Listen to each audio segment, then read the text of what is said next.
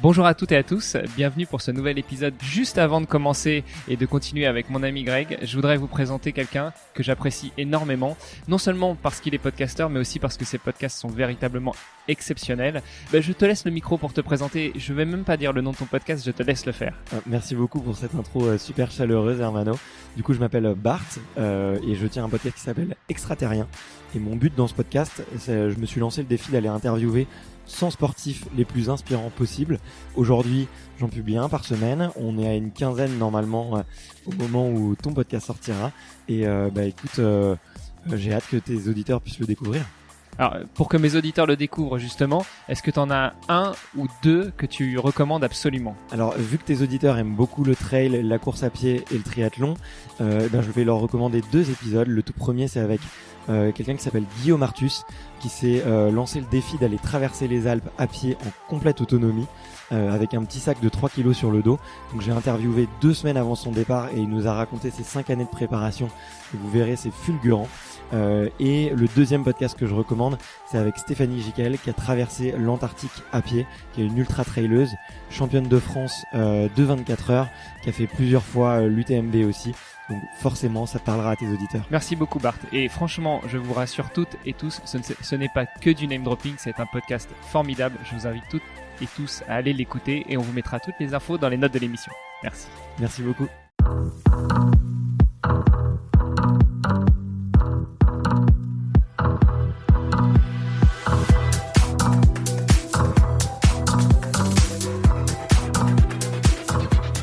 Salut les auditeurs, on se retrouve pour le podcast de Fans. La dernière fois, je vous ai fait faux bond, mais ce soir, je suis avec toute l'équipe, on est tous là.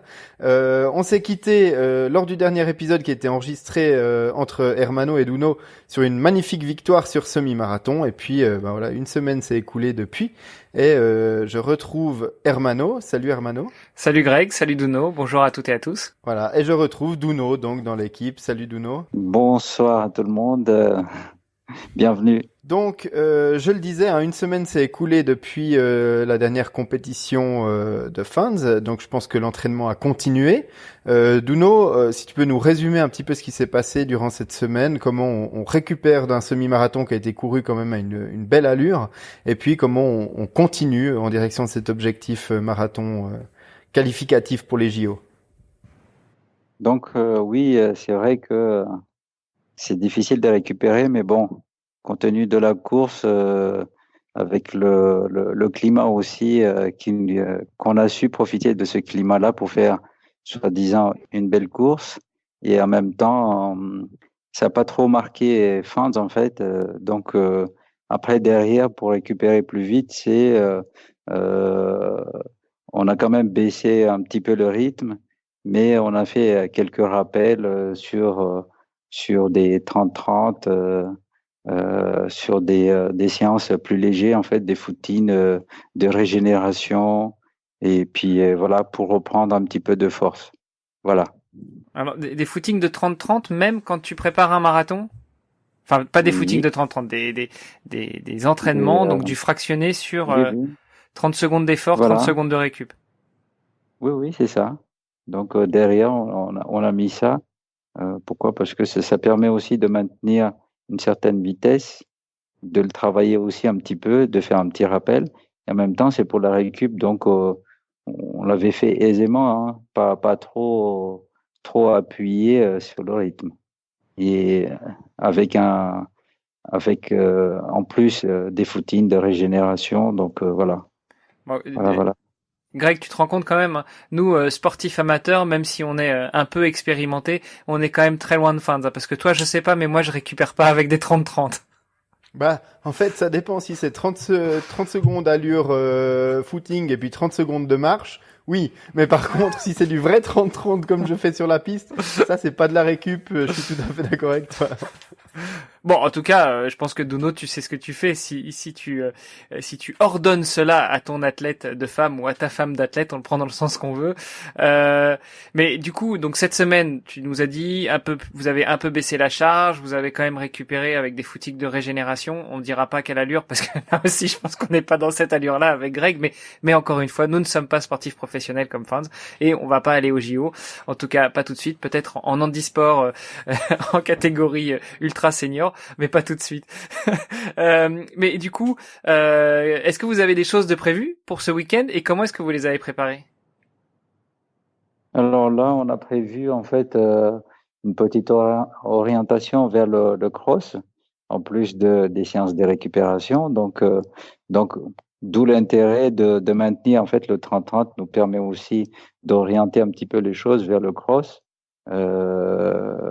Même si elle n'a pas la vitesse nécessaire pour le cross, compte tenu de son niveau, elle peut quand même accrocher les meilleurs et puis rester pas trop loin en fait des meilleurs. Donc voilà, on espère faire une belle course là-bas parce que le cross de Volvic c'est 5 km et quelques, presque 6 km. Donc voilà, c'est dans ses cordes comme au cross d'Arnay-les-Ducs où elle a fait il y a 2 semaines en arrière.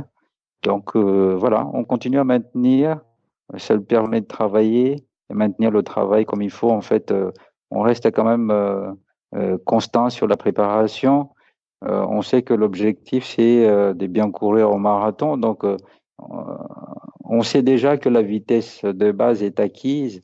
Donc, on essaie de maintenir au mieux tous ces, comment on appelle ça, tous ces bienfaits des entraînements croisés comme ça. Voilà. Ok, parce que l'intérêt du cross, alors peut-être qu'on va faire un rapide rappel, la différence entre le cross, la course sur route, la course nature, etc.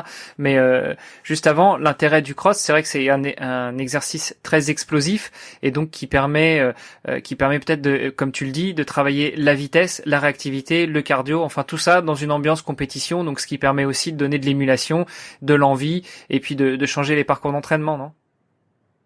Ouais, c'est exact. Et puis changer aussi des habitudes, voilà. Ok. Est-ce que vous prévoyez du coup une petite course d'échauffement avant et une petite course de récup après, ou dimanche elle ne fait, enfin non, c'est samedi d'ailleurs la course, elle ne fait que ça, juste le cross et après vous rentrez à la maison. Oui, voilà, elle fait les crosses et puis elle va finir par une petite séance de récup. Donc justement, on va repartir sur des 30-30 encore et finir par un petit footing de retour au calme et puis voilà. Ok. Le lendemain, un footing d'une heure pour voilà le footing fondamental, hein, donc le fameux EF, donc endurance fondamentale. Et puis voilà, on va continuer la semaine tranquillement après pour s'orienter vers Barbade, voilà. Donc vers le marathon de la Barbade qui se courra début décembre, c'est ça? Début décembre, le 7 décembre. Ok. Voilà. Donc juste avant qu'on passe à une question sur le marathon, je voudrais que tu rappelles la différence entre un trail, un cross et une course hors stade. Alors, un trail, c'est les courses qu'on fait dans des milieux naturels, hein, comme la course en montagne. Ok. Donc, avec des dénivelés positifs, négatifs, des descentes et des montées. Ok. Donc, on s'en rentrer dans les détails. C'est plutôt long, je crois, les trails. Enfin, plutôt à partir de 15 kilomètres jusqu'à plusieurs centaines, c'est ça? Oui, les courtes. Oui, sans rentrer, pour rentrer dans les disciplines, vraiment, en fait, il y a les courtes, il y a les moyennes, et puis à partir de 80 kilomètres, c'est les longs. Ok. Donc, voilà, 80 kilomètres, ça peut monter jusqu'à 160, même plus. Mm-hmm. Donc, tout dépend de ce qu'on veut. Ok. Voilà. Donc ça, c'est pour le trail. Le cross? Alors, le cross, c'est jusqu'à 10 kilomètres. Donc, il y a le cross court jusqu'à 5 à 6 kilomètres. Et ensuite, 8 à 10 kilomètres, le cross long. Donc, le cross, en fait, le cross, c'est quoi? C'est les fondamentaux, en fait, de la course à pied. Ceux qui connaissent pas le cross ne connaissent pas la course à pied vraiment. Pourquoi? Parce que c'est là-dessus qui nous permet, en fait, de découvrir comment on appelle ça? Découvrir la discipline de l'athlétisme en général, les qualités de chacun. Okay. Si on est bon sur le court ou sur le long. C'est pour ça qu'il y a le cross court et long. Ok. Et si je ne m'abuse, le cross, comme le trail, il y a aussi pas mal de dénivelé. Par contre, c'est sur un parcours beaucoup plus court, donc c'est beaucoup plus rapide, plus explosif. Voilà. Et souvent, c'est vraiment dans des chemins plus intense. plus Surtout intenses. plus intense. Pourquoi? Parce que c'est tout dépend des parcours qu'on a. Mhm. En général, dans les crosses, on met des petites côtes casse-pattes comme des murs. Ok. On peut mettre aussi des troncs d'arbres. On peut traverser aussi des passages à gué. Tout ça, c'est voilà la rusticité en fait. Hein. Ça peut être boueuse ou plus sec, ça dépend. Ok. Ouais. Ça Et dépend. j'ai Il y a souvenir tellement de possibilités. j'ai souvenir que les crosses, ouais, effectivement, c'est souvent très boueux, au contraire du trail où on passe aussi bien en forêt, parfois un peu sur le bitume. Enfin, le trail, on explore vraiment un peu plus les, Environnement. les terrains, l'environnement. Bah, et c'est aussi beaucoup plus long qu'un cross en général, alors que le cross, comme c'est beaucoup plus court, on essaie de condenser ça. Et souvent, les crosses se courent avec des chaussures qu'on appelle des pointes, donc c'est une espèce de chaussures très fines avec des petits crampons pour pouvoir bien accrocher, parce que souvent le terrain est gras. Et gras, voilà. Ok. Souvent, pourquoi? Parce que c'est la difficulté en plus. Donc, en général, les gens, ils mettent des clous entre 15 ou 12. Ça dépend. Millimètres, hein, parce Ça que le dépend. centimètre, ça s'appelle plus des pointes. Ouais. C'est millimètres, ouais. C'est exact. Ok. Merci pour ces précisions. Alors du coup, on parlait juste avant du marathon de la Barbade sur lequel Fans va aller s'aligner.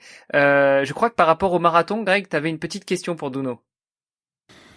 Oui, Duno, donc sur le cross, c'est clairement pas le cas parce que c'est trop court, mais sur marathon, n'importe qui a déjà fait un marathon le dira, c'est que 42 km c'est long, même pour un athlète élite. Et puis il y a forcément un moment dans la course où il y a un petit coup de moins bien, alors physiquement peut-être, mais aussi mentalement, où dans la tête ça décroche un petit peu, où on est un petit peu découragé parce qu'on n'a plus l'impression d'être vraiment dans le tempo, ou alors il y a quelque chose qui se passe un petit peu moins bien que prévu, où il y a une petite douleur quelque part. Est-ce que, au niveau de cette baisse de régime mental, est-ce que vous préparez quelque chose spécifiquement pendant l'entraînement pour faire face à ces situations qui peuvent arriver en cours, surtout sur du long? Oui, c'est exact, Greg. On le prépare en fait à l'entraînement. Donc, on essaie de prendre l'habitude, mais c'est toujours différent en fait sur chaque course, même si sur le même parcours qu'on fait tous les ans, à chaque fois c'est différent.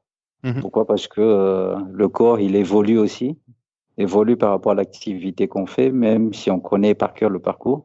D'où l'intérêt, par exemple, moi, pour fixer l'athlète, donc je m'attache sur tout ce qui est ravitaillement. Par exemple, c'est ce qu'on mettait en place. Donc, on essaie de s'habituer à certains ravitaillements, par exemple, le premier 15 km, tous les 5 km, on met des ravitaillements, par exemple. Et puis, à partir de 15, au-delà de 15, en fait, on met tous les 2 km 5, ça veut dire 17,5. Et après, ça monte, ainsi de suite, en fait. Et voilà, pour éviter un petit peu... voilà. Sinon, on fait abstraction, on essaie de faire abstraction, par exemple, dans des environs où on essaie de penser à autre chose. Donc, voilà. Hein. Donc avec les ravitaillements, ce que tu es en train de nous expliquer, c'est que tu essaies de mettre en place une espèce de routine, une espèce d'habitude, presque une forme de réflexe en fait, pour jalonner la course et que où que ce soit quel ait lieu, il y ait quelque chose auquel l'athlète puisse se raccrocher mentalement et puis se dire ah bah c'est un peu comme d'habitude. Et puis s'il y a un coup de moins bien, bah elle sait que elle aura tel ravitaillement dans 1,5 km et donc du coup ça lui donne des jalons et des repères. C'est une repère comme tu dis et puis c'est une attention par rapport à ces habitudes-là. Comme on fait à l'entraînement en fait en compétition, on fait la même chose sauf on pousse un peu plus voilà. Athlète.